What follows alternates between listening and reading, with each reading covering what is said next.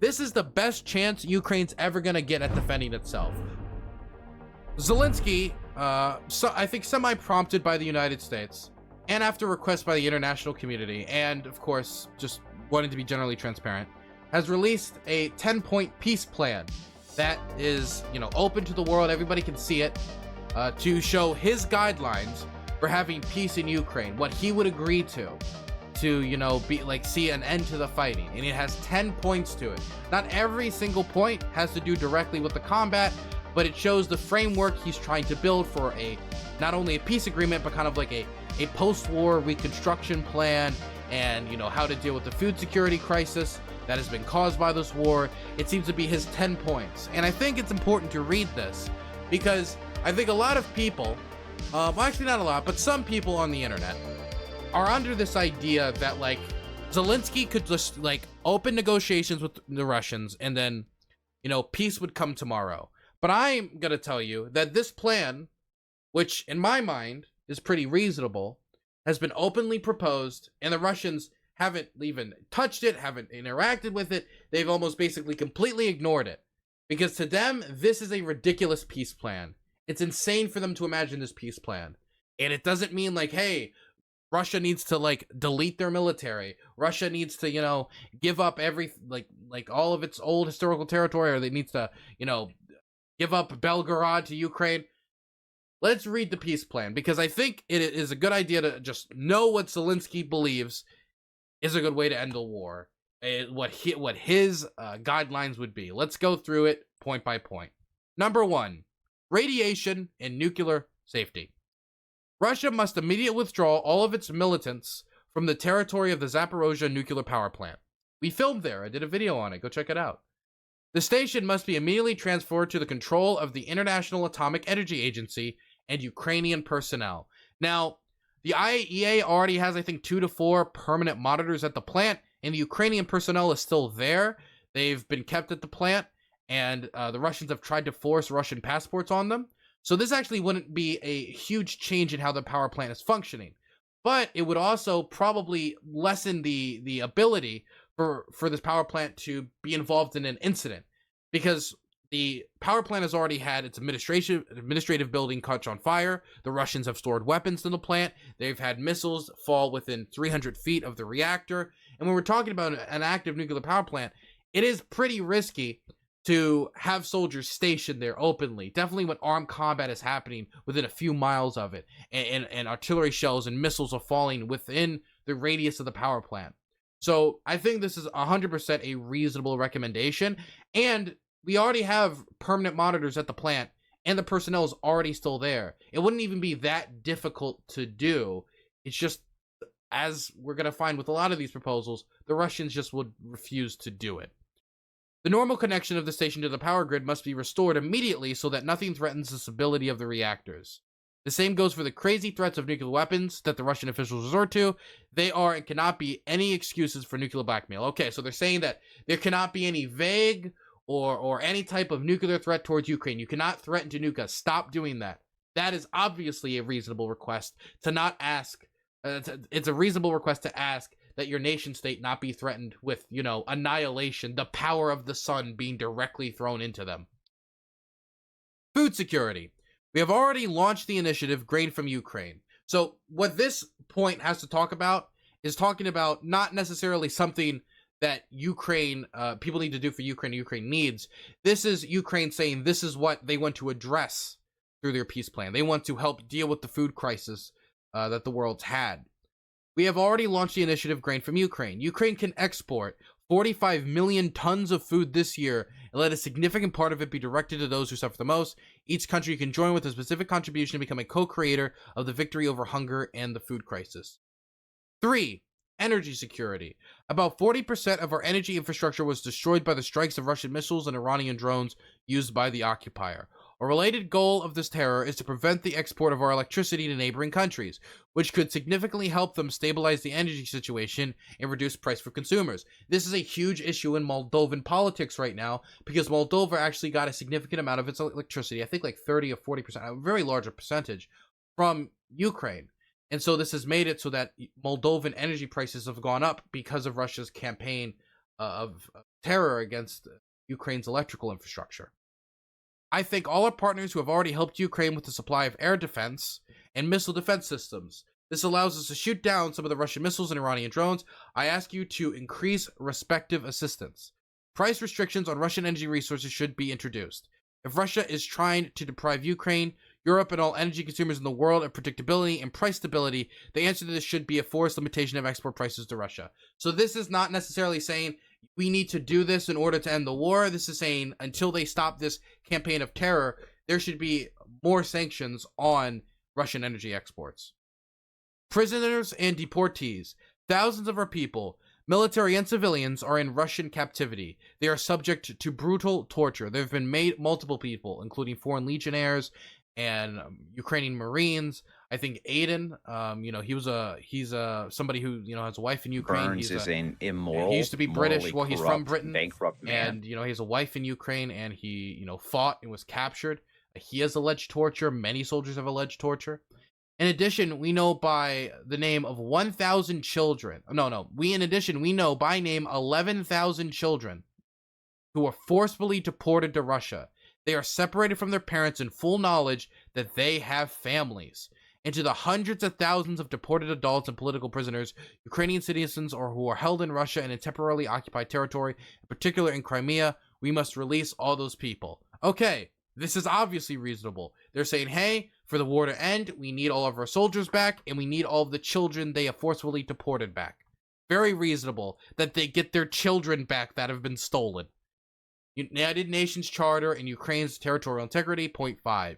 You must restore the validity of international law. Wait, 1 second. Somebody subbed. I gotta thank them. Anonymous Gifter, thank you for gifting a tier 1 sub to Kang. I appreciate it. United Nations Charter and Ukraine's territorial integrity. We must restore the validity of international law and without any compromises with the aggressor, because the UN Charter cannot be applied partially, selectively, or at will. Russia must reaffirm the territorial integrity of Ukraine within the framework of relevant resolutions of the UN General Assembly and the applicable internationally legally binding documents. It is not up to negotiations. Okay, so this is basically saying that Ukraine's internationally recognized territory, we're talking, Donetsk, Luhansk, Zaporozhye, Kherson, Crimea, should be returned to them, and everything that is internationally recognized as their territory should be given back to them. This is a point they're saying to end the war. I think as well, this is a reasonable demand for them to get the territory that is theirs. Russian troops and hostilities. Russia must draw all of its troops and armed forces from the territory of Ukraine. Ukraine's control over all sections of our state border with Russia must be restored. This will result in a real and complete cessation of hostilities. So they're saying, in order for you to have peace with us, you must stop fighting us. You must have your soldiers leave what is internationally recognized, as they say in the one before, as Ukraine's international territory. They're not saying give up Belgorod. They're not saying give up Moscow and the Muscovites. They're saying leave what is Ukraine's internationally recognized borders, which again is a completely respectable demand considering, again, it's its internationally recognized borders. Justice. The world should endorse the establishment of a special tribunal regarding the crime of Russian aggression against Ukraine and the creation of an international mechanism to compensate for all the damages caused by this war. Compensation at the expense of Russian assets, because it is the aggressor who must do everything to restore the justice violated by it. We have already proposed a resolution of the UN General Assembly regarding an international compensation mechanism for dangers caused by the Russian war. It is endorsed. We ask you to implement it. We're also preparing the second resolution on the second tribunal. Please join and support it. Now, it's going to be difficult, of course, to get Russia out of their internationally recognized territory, but that should be the goal, obviously. This right here, while reasonable, is, I think, going to be one of the hardest things for them to achieve. It's going to be very hard for Russia to take responsibility for what it did to Ukraine. It's going to flounder around it, saying, hey, well, what about the last 8 years in the Donbass? Ukraine bombed it or whatever. Hey, Ukraine actually fired artillery shells as well. They destroyed some infrastructure. Even though, again, it was Russia's invasion that caused the damage to the infrastructure. It was Russia's invasion that caused the damage to the electrical infrastructure, to the water supply, to everything. And so, for me, I think it's 100% reasonable for Ukraine to ask for compensation for the nation that invaded them. As again, this is their starting position. 100% reasonable. 8. Immediate protection of the environment. Millions of hectares of forest were burned by shelling. almost 200,000, I think it's like square miles, of our land are contaminated with unexploded mines and shells. I have actually talked, while I was in the Kiev Oblast, like in the countryside in a village, I talked to some people who work in bomb disposal, some international volunteers. They told me that, and I believe them because we saw how it was in Vietnam, that Ukraine's going to be dealing with the unexploded mines and ordinances for generations. Like, this isn't something that's just going to go away in a year or two, like you just clean it up. Because bombs have been dropped all over Ukraine. Missiles and mines are all throughout the country, unexploded. And people die every month from just accidentally wandering into the forest. They're, gathering mushrooms or doing whatever they're doing in the forest, hunting, it could be whatever. And then they step on a mine left by the Russian army.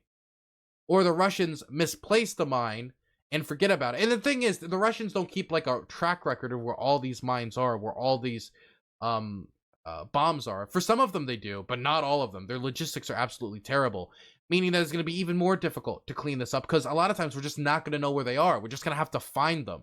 A lot of times it's only going to be after somebody dies that we find out where these mines are, and then we send teams over there to demine it.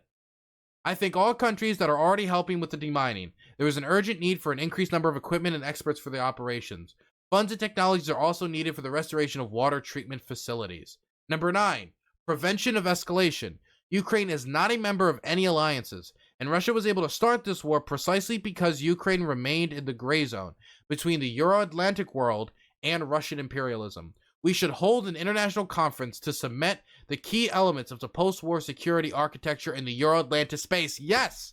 Yes! Including guarantees for Ukraine. The main outcome of the conference should be the signing of a Kiev Security Compact. The 9-page Kiev Security Compact, published in the September, calls for Western countries to provide political, financial, military, and diplomatic resources to boost Kiev's ability to defend itself. Look, the war doesn't just end once a ceasefire is fired. Ceasefires can be used to delay conflicts.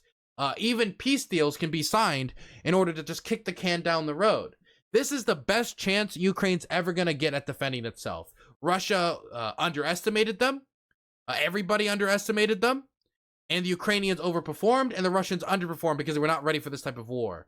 And now the whole international community, through Zelensky's work and the work of many other people in Ukrainian society, has been able to capture international attention and international support behind Ukraine.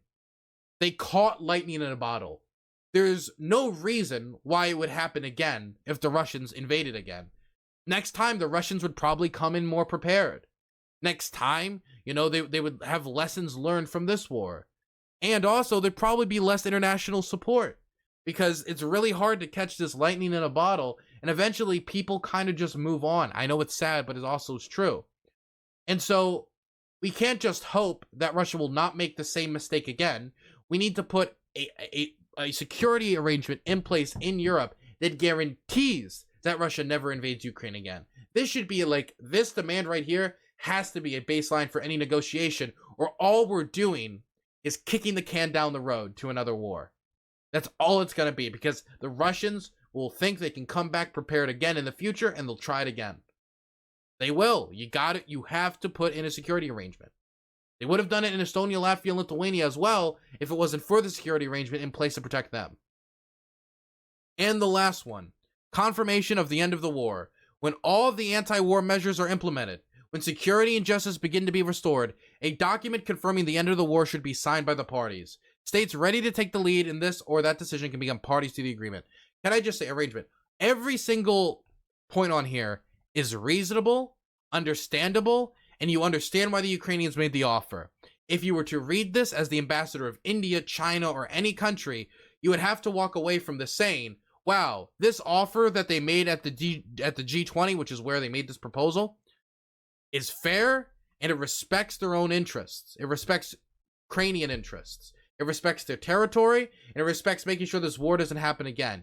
You can say, well, there's this one niche issue here or one niche issue there, but overwhelmingly, this is a reasonable peace deal, a reasonable peace agreement. They're just asking for what's theirs and asking to be compensated for the damage. Now, what are the odds that they're going to get compensated for the damage? I don't know. Something can be fair and still unlikely. But I think this shows to a lot of the international community who thought, well, maybe Ukraine's dragging it out and the Russians have made, reasonable offers to the Ukrainians. The fact that the Russians haven't responded to this at all and they're not picking it up and saying, great, we wanted negotiations. We keep talking about negotiations. Here it is. Thank you. Okay, we are going to fulfill this. The reason they're not doing that is because the Russian position is still insane. It is still crazy. They still believe that they can hold on to Crimea, Luhansk, Donetsk, the rest of the Kherson Oblast, and Zaporozhye. And in fact, they're still trying to take more territory in Bakhmut. They're failing, but they're trying to.